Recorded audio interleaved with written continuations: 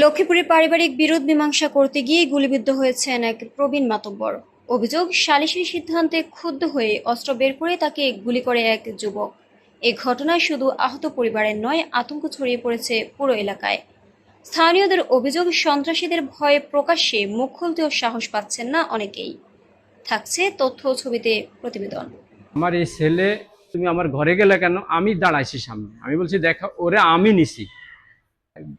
পিছনে একটা ব্যাগ আসছিল, ব্যাগের থেকে এবার রাইফেলটা বাইর করে গুলি করে দিছে। লক্ষ্মীপুর সদর উপজেলার চন্দ্রগঞ্জের রাশিদপুর গ্রাম। দীর্ঘদিন ধরে এলাকার বিভিন্ন বিরোধ মীমাংসার ভূমিকা রেখে আসছিলেন ৭০ বছর বয়সী নজরুল ইসলাম পাটোয়ারি। শনিবার বিকেলে প্রতিবেশীর একটি পরিবারের পারিবারিক বিরোধ মীমাংসা করতে গিয়েই গুলিবিদ্ধ হন তিনি। অভিযোগ, সালিসির সিদ্ধান্তে ক্ষুব্ধ হয়ে আশিক পেছন থেকে একটি পিস্তল বের করে নজরুল ইসলামকে লক্ষ্য করে গুলি করেন। আমার এই ব্যাগের থেকে এবার রাইফেলটা বাইর করে গুলি করে দিছে। গুলি তার বাম হাতে লাগে। গুরুতর আহত অবস্থায় স্থানীয়রা তাকে উদ্ধার করে প্রথমে লক্ষ্মীপুর সদর হাসপাতালে ভর্তি করেন। পরে উন্নত চিকিৎসার জন্য নোয়াখালী জেনারেল হাসপাতালে তাকে পাঠানো হয়।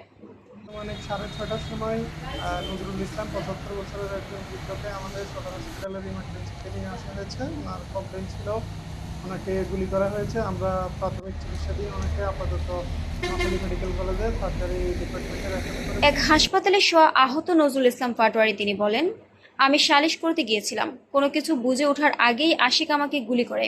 আমি এ ঘটনার বিচার চাই। আহতের পরিবারের অভিযোগ, আশিক দীর্ঘদিন ধরে এলাকায় সন্ত্রাসী কর্মকাণ্ডের সঙ্গে জড়িত। ঘটনার পর থেকেই তিনি পলাতক। এদিকে আশিকের বাবা ইসমাইল হোসেন বলেন, ছেলের হাতে কিভাবে অস্ত্র এলো তা তিনি জানেন না। ছেলের কর্মকাণ্ডে তিনিও নিরাপত্তাহীনতায় ভুগছেন বলে দাবি করেন। ইসমাইল হোসেন অভিযুক্তের বাবা। একটা বিচার চাই, এবং ছেলে আমাকেও গুলি করতে চাইছে।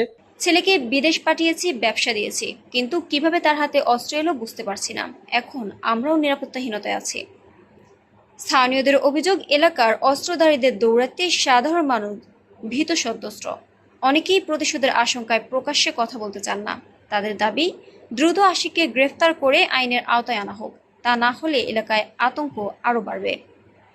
চন্দ্রগঞ্জ থানা পুলিশ জানিয়েছে, খবর পেয়ে ঘটনাস্থল পরিদর্শন করা হয়েছে। অভিযুক্ত আশিককে গ্রেফতার অভিযান চলছে। এ ঘটনায় প্রয়োজনীয় আইনগত ব্যবস্থা নেওয়ার প্রক্রিয়া অব্যাহত রয়েছে। ঘটনার পরপরই পুলিশ ঘটনাস্থল পরিদর্শন করেছে। অভিযুক্তকে গ্রেফতার অভিযান অব্যাহত রয়েছে। আইনগত ব্যবস্থা নেওয়া হচ্ছে।